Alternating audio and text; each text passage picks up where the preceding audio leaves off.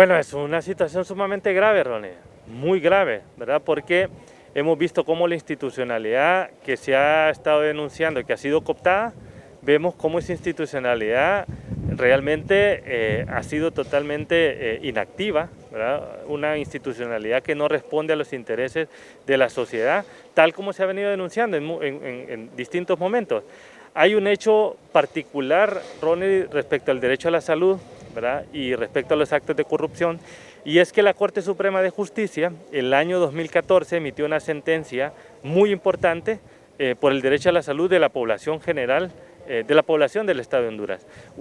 A través de un recurso de amparo que presentó el Ministerio Público, declaró, ¿verdad?, que el Estado de Honduras tenía obligación de proteger el derecho a la salud, de asignar los presupuestos necesarios, de abastecer de los medicamentos necesarios para atender todas las necesidades de la población de Honduras. Pero además estableció en uno de sus partes resolutivas que el Ministerio Público tenía la obligación de investigar todos los actos de corrupción generados por el mal manejo de los fondos del sistema de salud, en 2014, Ronnie. Y hemos visto cómo el Ministerio Público, desatendiendo esa sentencia que lo obligaba a investigar todos estos casos, no investigó ni los previos a la pandemia ni los que se han dado durante la pandemia. Eso es sumamente grave porque vemos que hay una ausencia de Estado de Derecho, hay una ausencia de institucionalidad. El Ministerio Público, Ronnie, recordemos que el fiscal general fue elegido de manera ilegal el año 2018, y eso tiene unas consecuencias importantes.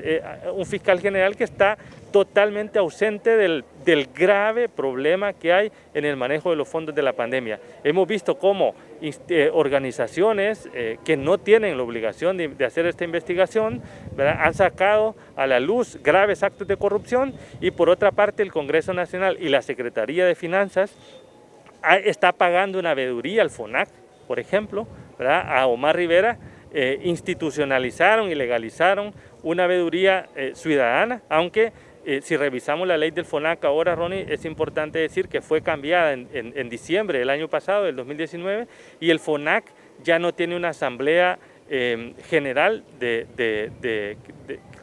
para nombrar, digamos, las personas que componen el FONAC, sino que los nombra directamente el señor Juan Orlando Hernández, ¿verdad?, en su titularidad del Poder Ejecutivo. Entonces eso pues es parte de lo que hemos venido denunciando, Ronnie, ¿verdad?, que hay una concentración de poder, que hay una utilización de la institucionalidad para las redes de corrupción, para las redes de narcotráfico en el país, y es lo que estamos observando. Por eso estamos en un momento sumamente grave para la protección o para la garantía de los derechos en el país, entre ellos el derecho a la salud.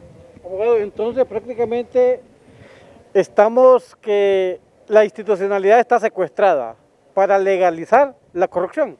Claro, la institucionalidad fue secuestrada, ¿verdad? También el otro término que se utiliza es que ha sido cooptada, ¿verdad?, por las redes de corrupción, no solo por el señor Juan Orlando Hernández, son redes de corrupción que están tras esto. Y esa institucionalidad va garantizando, Ronnie, impunidad, ¿verdad?, por falta de investigación en los casos o por cambio de normativas que favorecen a los corruptos, ¿verdad? La última reforma que hay en el Congreso Nacional es la prohibición al Ministerio Público de secuestrar documentos sin una orden del juez.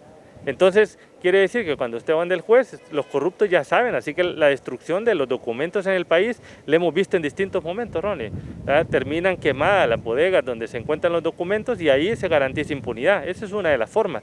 Pero definitivamente la cooptación institucional en distintos niveles y distintas instituciones en Honduras, pues tiene como consecuencia definitivamente una grave violación de derechos fundamentales, ¿verdad?, y que se garantiza impunidad, ¿verdad?, por actos anteriores y por actos futuros de corrupción, y lo estamos viendo, Ron. Todo lo que se ha denominado el pacto de impunidad, que no es reciente, que viene de los años 90, ¿verdad?, se ha ido perfeccionando para garantizar que el Ministerio Público o no inicie acciones, o cuando las inicia, digamos, pueda tener obstáculos importantes para el cierre de las acciones penales. Y luego vemos una institucionalidad de rendición de cuentas como el Tribunal Superior de Cuentas, que ha matizado lo que debería ser unas investigaciones para deducir responsabilidad administrativa.